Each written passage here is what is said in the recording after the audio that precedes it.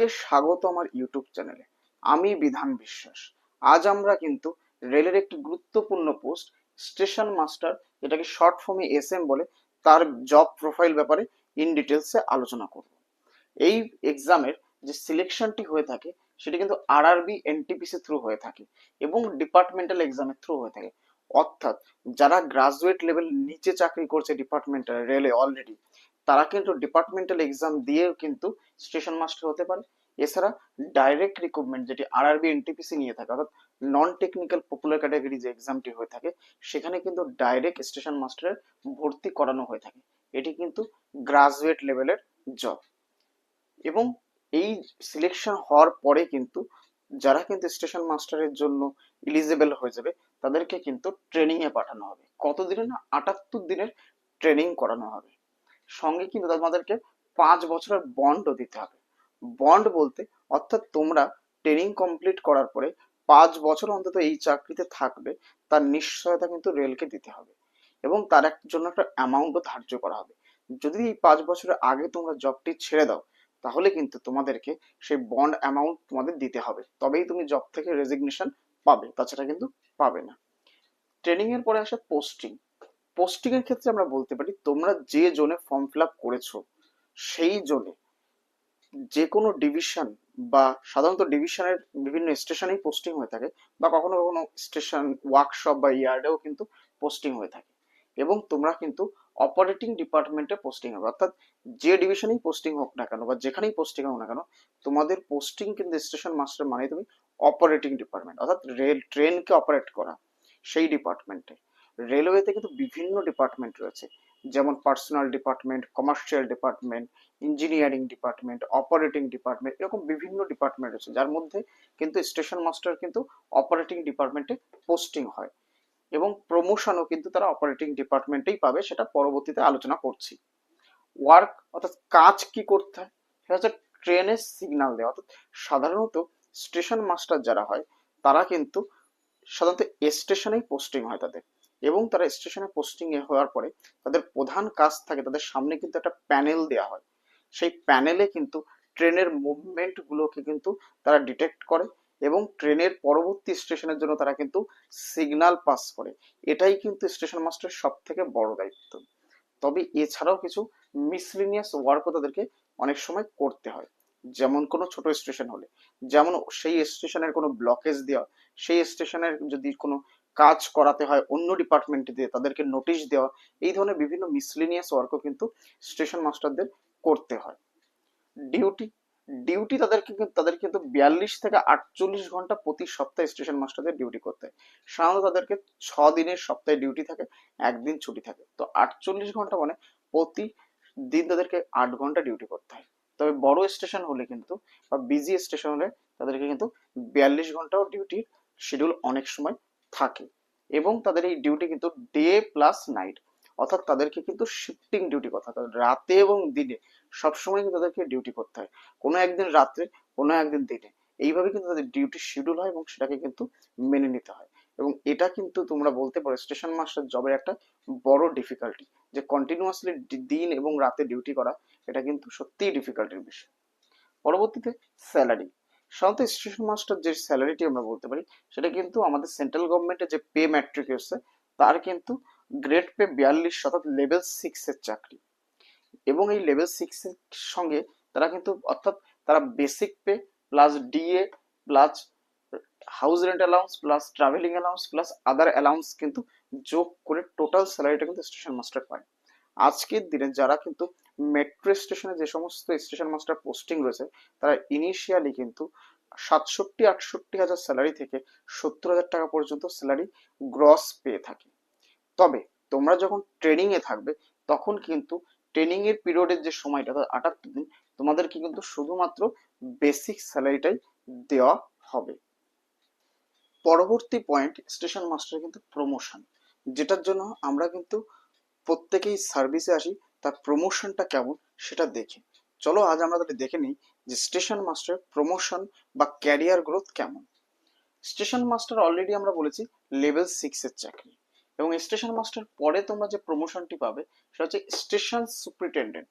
Station superintendent সাধারণত সেই সমস্ত স্টেশন যেগুলো আমাকে জংশন স্টেশন, যেগুলো স্টেশন যেখানে একের অধিক রুটে কিন্তু ট্রেন চলাচল করে সেগুলোকে কিন্তু আমরা জংশন বলি। এবং এই জংশনে যে ইনচার্জ থাকে সে কিন্তু হচ্ছে স্টেশন সুপারিনটেন্ডেন্ট, এটি লেভেল 7-এর চাকরি। এবং এই প্রমোশন পেতে সাধারণত স্টেশন মাঝে 8 থেকে 10 বছর সময় লাগে। এবং এই যে প্রমোশনটি পাবে তারা এটা সম্পূর্ণ 100% প্রমোশনাল কোটা, অর্থাৎ এই প্রমোশন পেতে তাদের কোনো রকম ডিপার্টমেন্টাল এক্সাম দিতে হয় না, বাই সিনিয়রিটি তারা অটোমেটিক পেয়ে যায়। এবং স্টেশন মাস্টার এবং স্টেশন সুপারিনটেন্ডেন্ট এই দুটোই কিন্তু রেলের গ্রুপ সি এর চাকরি। গ্রুপ সি নন গেজেটেড, এটা কিন্তু গেজেটেড পোস্ট নয়, স্টেশন সুপারিনটেন্ডেন্ট কিন্তু গেজেটেড পোস্ট নয়। এর পরবর্তী যে প্রমোশন সেটা কিন্তু গ্রুপ সি থেকে ডাইরেক্ট গ্রুপ বি। এবং এই গ্রুপ বি যেটা কিন্তু পোস্ট যেটা সেটা কিন্তু অফিসার র্যাঙ্কের পোস্ট, অর্থাৎ গেজেটেড অফিসারের পোস্ট। এই পোস্টে পৌঁছাতে গেলে কিন্তু অবশ্যই তোমাকে ডিপার্টমেন্টাল এক্সাম দিতে হবে। এক্সাম ছাড়া তুমি কখনোই গ্রুপ বি অফিসার হতে পারবে না।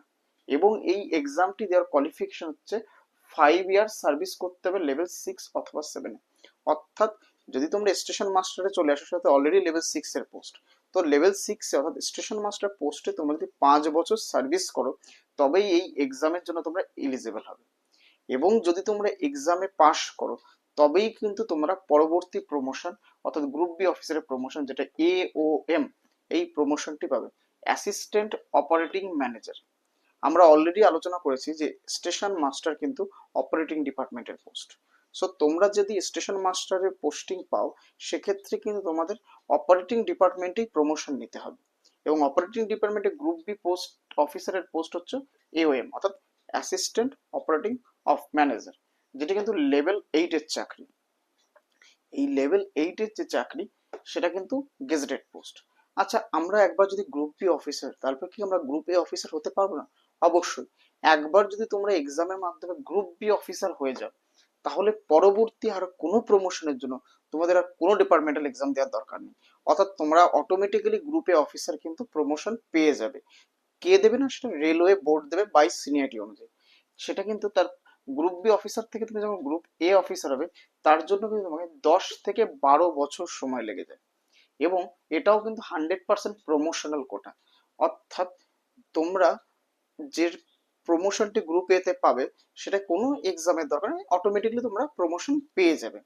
এবং যখন তোমরা গ্রুপ এ তে উন্নীত হবে তখন কিন্তু IRTS অফিসার তোমাদের বলা হবে, অর্থাৎ ইন্ডিয়ান রেলওয়ে ট্রাফিক সার্ভিস। আমরা দেখি যে যে কোনো যখন ইউপিএসসি এক্সাম কেউ ক্লিয়ার করে আসে ডাইরেক্ট যারা গ্রুপে অফিসার তারা কেউ IAS অফিসার, কেউ IPS অফিসার হয়। রেলে বিভিন্ন 8 রকমের অর্গানাইজ সার্ভিস যেমন IRPS, IRTS, IRSS এবং বিভিন্ন সার্ভিস হয়।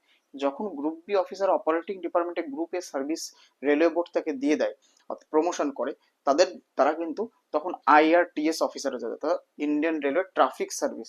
অর্থাৎ তারা কিন্তু তাদের অফিসিয়াল নেম প্লেটের সঙ্গে কিন্তু IRTSটি কথাটি লিখতে পারে। এবং তারা প্রমোশন পাওয়ার, তারা কিন্তু গ্রুপ এতে হওয়ার পরে তারপরে কিন্তু সেই পার্টিকুলার জায়গায় তার কিন্তু ডিপিসি করানো হয়, আর ডিপার্টমেন্টাল প্রমোশনাল যে সিস্টেম সেটা করানো হয়। এবং তাদেরকে কিন্তু গ্রুপে হওয়ার সঙ্গে সঙ্গে তাদেরকে কিন্তু সিনিয়র DOM বা ডেপুটি COM পোস্টে কিন্তু উন্নীত করা হয়, অর্থাৎ সিনিয়র ডিভিশনাল অপারেটিং অফিসার অথবা ডেপুটি চিফ অপারেটিং ম্যানেজার কিন্তু করা হয়। এবং এই দুটি পোস্টই কিন্তু সেম র্যাঙ্কের পোস্ট। এবং তোমাদেরকে কিন্তু এখান থেকে ডাইরেক্ট এখানে প্রমোশন পাওয়া, এখানে প্রমোশন তোমরা কিন্তু পেয়ে যাবে, দুটো কিন্তু সেম র্যাঙ্কের পোস্ট। এটা কিন্তু লেভেল 12-এর চাকরি।